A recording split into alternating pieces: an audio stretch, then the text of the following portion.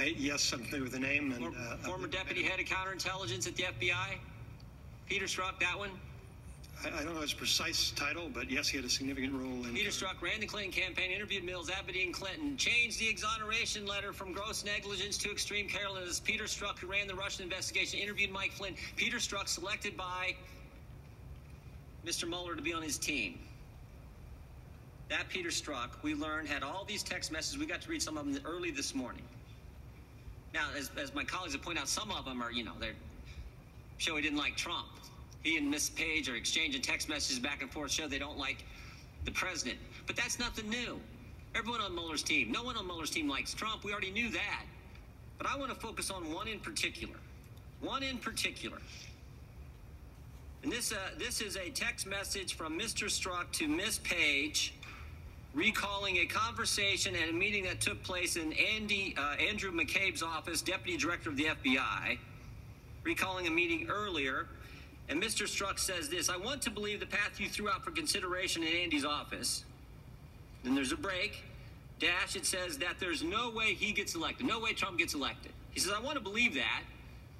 You said that in the meeting in Andrew McCabe's office. I want to believe that. But then he goes, but I'm afraid we can't take that risk. Now, this goes to intent. He says, we can't take the risk. The people of this great country might elect Donald Trump president. We can't take this risk. This is Peter Strzok, head of counterintelligence at the FBI. This is Peter Strzok, who I think had a hand in that dossier that was all dressed up and taken to the FISA court. He's saying we can't take the risk. We have to do something about it. Now, don't forget the timeline here either, Mr. Rosenstein. Peter Strzok, January 10th, he's the guy who changes the exoneration letter from gross negligence, criminal standard, to extreme carelessness. July 2nd, he's the guy who sets in on the Clinton interview. July 5th, 2016, that's when Comey has the press conference and says, we're not going to prosecute. Clinton's okay, we're not going to prosecute. And then August 2016, we have this text message. The same month that the Russian investigation is opened at the FBI, August 2016. And my guess is that's the same month that the application was taken to the FISA court to get the warrants to spy on Americans. Using this dossier that the Clinton campaign paid for, Democrats paid for, fake news, all dressed up, taken to the court. So I got really just a couple basic questions. Because it seems to me if the answer to any of those two questions, if the answer is yes, if you guys paid Christopher Steele at the same time the Democrats in the Clinton campaign were paying, or if you took the dossier, dressed it all up, took it to the FISA court, and used that as the basis to get warrants, and now we have intent in this text message saying that there's another text message. My colleague referenced it earlier, where Mr. Strzok says, I can protect our country at many levels. Says it with all the humility he could muster. I can protect our country at many levels. This guy thought he was Super Agent James Bond at the FBI. This is obvious. I'm afraid we can't take that risk. We can't. There's no way we can let the American people make Donald Trump the next president. I got to protect our country. This is unbelievable. And I'm here to tell you, Mr. Rosenstein, I think the public trust in this whole thing is gone. So it seems to me you got two things you can do. You're the guy in charge.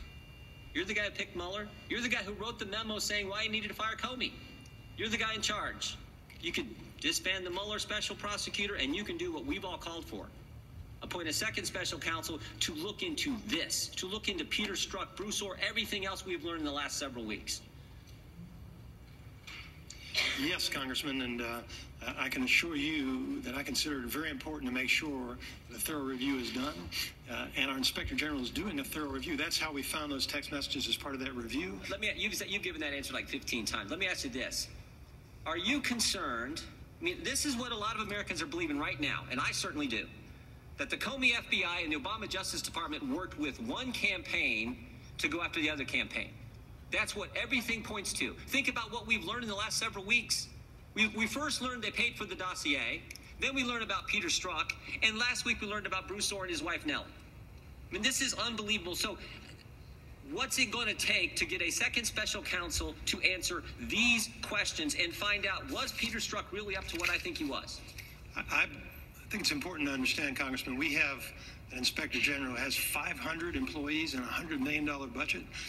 And this is what he does. He investigates allegations of misconduct involving department employees. That review that he is conducting is what turned up those text messages. It will also involve interviews of those persons and of other witnesses. So we're looking forward to his report, and we've met with Mr. Horowitz, and we're anxiously awaiting that report. But that doesn't dismiss the fact that the country thinks we need a second special counsel. 20 members of this committee, the Judiciary Committee with primary jurisdiction over the Justice Department, thinks we need a second special counsel. All kinds of senators think we need a special counsel.